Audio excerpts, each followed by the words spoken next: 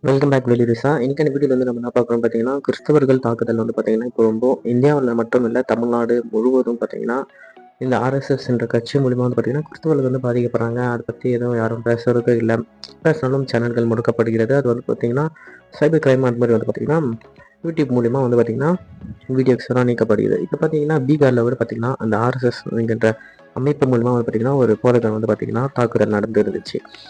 அவர் பார்த்தீங்கன்னா மாட்டு சாணத்தை வந்து சாப்பிட்டுட்டு சொல்லிட்டு ஜெய் ஸ்ரீராம் அப்படின்ட்டு வந்து அவங்க சாமி சார்ந்த வார்த்தைகள் தான் வந்து ஒரு கிறிஸ்தவ போதகரை வந்து சொல்லுன்னு சொல்லிட்டு வற்புறுத்தி இருக்கிறாங்க.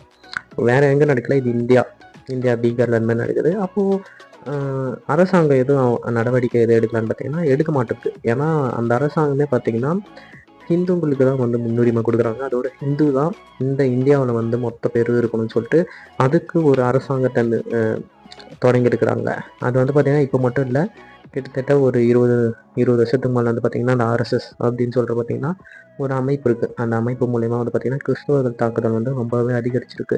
அப்போ கிறிஸ்தவர்கள் வந்து சபையை நடத்தக்கூடாது அப்படின்னு சொல்லிட்டு வந்து பார்த்திங்கன்னா அவங்களோட முழு குறிக்கோள் சொல்லுவாங்க பார்த்திங்களா, அது வந்து பார்த்திங்கன்னா இந்த ஆர்எஸ்எஸ் அமைப்பு வந்து பார்த்திங்கன்னா கிறிஸ்தவர்கள் வந்து மதம் மாற்றத்தை வந்து தடுக்கிறதோ அது பற்றி வந்து பார்த்திங்கன்னா அவங்க மத சார்ந்த விஷயங்கள் வந்து சொல்லி அந்த கிறிஸ்துவர்களாக இருக்கட்டும் இல்லை பிற மதத்தினராக இருக்கட்டும் அவங்கள வந்து இந்துக்களை வழிநடத்துறது தான் வந்து பார்த்திங்கன்னா ஆர்எஸ்எஸ்ன்ற அமைப்புடைய குறிக்கோள்னு சொல்கிறது.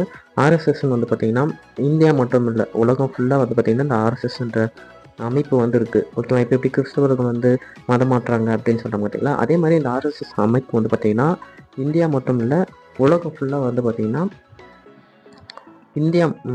இந்தியா மட்டும் இல்லை, உலகத்தில் எல்லாருமே வந்து பார்த்திங்கன்னா இந்த இந்தியா சார்ந்த ஆர்எஸ்எஸ் மூலிமா வந்து பார்த்திங்கன்னா கிறிஸ்தவர்களை வந்து எடுத்துகிட்டு அங்கே வந்து ஹிந்துவை வந்து மதம் மாற்றுறாங்க. இங்கே வந்து அதிக வந்து அது தெரியாது, கிறிஸ்தவர்கள் மட்டும்தான் மதம் மாற்றுறாங்க அப்படின்னு சொல்லிட்டு அந்த ஆர்எஸ்எஸ் அமைப்பு வந்து பார்த்திங்கன்னா உலகம் முழுவதும் வந்து பார்த்திங்கன்னா இந்த கிறிஸ்தவ அமைப்பு இருக்கிற மாதிரி ஆர்எஸ்எஸ் அமைப்பு வந்து பார்த்திங்கன்னா ஹிந்துவாக வந்து பார்த்திங்கன்னா எல்லா மதத்தினரும் பிற மதத்தினர் இருக்காங்கன்னா அவங்கள வந்து ஹிந்து மதத்தினராக மாற்றுறதுக்கான எல்லா ஏற்பாடையும் வந்து பார்த்திங்கன்னா இந்த ஆர்எஸ்எஸ் கட்சிகள் வந்து பண்ணியிருக்கு. கிறிஸ்தவர்கள் இருந்தால் கிறிஸ்தவர்களை தாக்கி அவங்கள வந்து வற்புறுத்தி அவங்கள வந்து ஹிந்துவாக மாற்றுறதுக்காக ஆர்எஸ்எஸ் வந்து பண்ணுறாங்க.